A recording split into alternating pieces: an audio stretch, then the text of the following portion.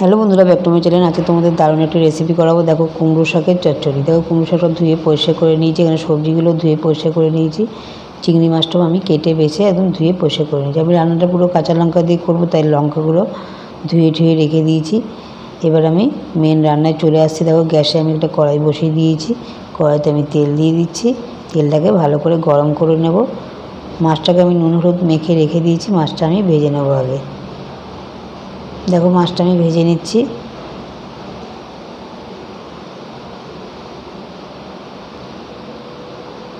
চিংড়ি মাছ কিন্তু বেশি কড়া করে ভাজতে যাবে না, তাহলে কিন্তু মাছটা শক্ত হয়ে যাবে। চিংড়ি মাছ সবসময় অল্প ভাজতে হয়। দেখো, মাছটা কিন্তু আমার ভাজা হয়ে গেছে। এবার আমি তুলে নেব। এবার কড়াইতে আবার তেল দিয়ে দিলাম, দিয়ে কালো জিরে ফোড়ন দিয়ে দিলাম। ফোড়নটা আমি এবার একটু নাড়াচাড়া করে নেব।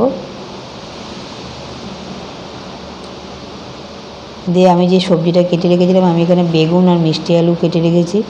তোমরা তোমাদের মতো করে সবজি দিতে পারো। এটাকে নুন হলুদ দিয়ে আমি একটু ভেজে নেব। তোমরা এখানে কুমড়ো দিতে পারো, আলু দিতে পারো, পটল দিতে পারো, তোমাদের মন মতো করে সবজি তোমরা এখানে অ্যাড করতে পারো। আমি এখানে আজকে বেশি সবজি দিলাম না, বেগুন আর মিষ্টি আলু দিয়েছি। ভালো করে সবজিটাকে ভেজে নেব। দেখো, সবজিটা আমার ভাজা হয়ে গেছে। এবার কুমড়ো শাকটা এবার দিয়ে দিচ্ছি।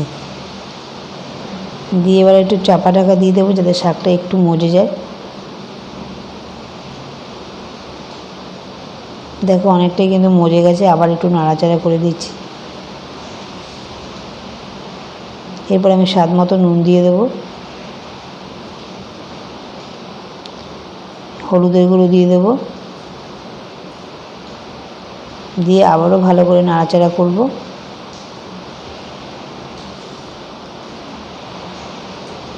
এখানে আমি সর্ষে আর কাঁচা লঙ্কা পেস্ট করে রেখেছিলাম, সেটা দিয়ে দিলাম। সামান্য একটু জল দিয়ে দিলাম, দিয়ে আবার ভালো করে একটু নাড়াচাড়া করে মিশিয়ে নেব।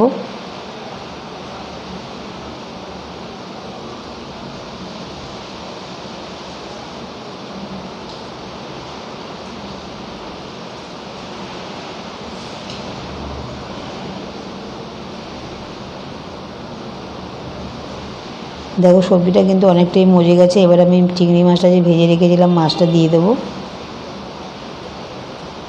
মাছটা দিয়েও আবার ভালো করে নাড়াচাড়া করে নেব।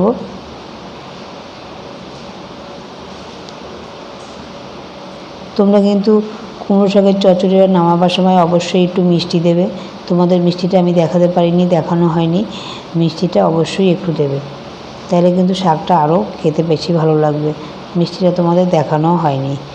আবার একটু থালা চাপা দিয়ে ঢাকা দিয়ে দিলাম, যাতে ডাঁটাগুলো ভালোভাবে সিদ্ধ হয়ে যায়।